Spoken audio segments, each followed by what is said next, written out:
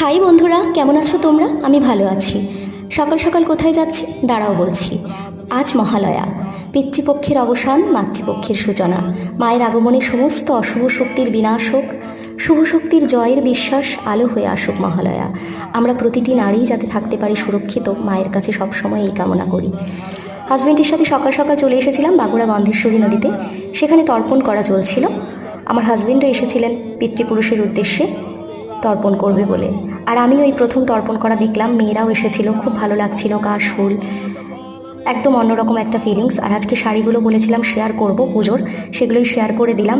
এটা হচ্ছে মহেশ্বরী কটন, আর টেলারে দিয়েছিলাম বলে একটুও যত্ন করেনি, খুব খারাপ অবস্থা, ভাঁজ পড়ে গেছে, তবুও দেখিয়ে দিই। আর এরপরে যেটা দেখাবো সেটা হচ্ছে একটা ফেন্সি শাড়ি, মিনাকারি কাজ আছে কলকার ওপর। আর লাস্টে যেটা দেখাচ্ছি সেটা ননদ দিয়েছিল, সেটা কিন্তু সিল্কের। শাড়িগুলো কেমন লাগলো অবশ্যই বলবে, আমাকে ভালোবাসা দেবে, পাশে থাকবে। ভালো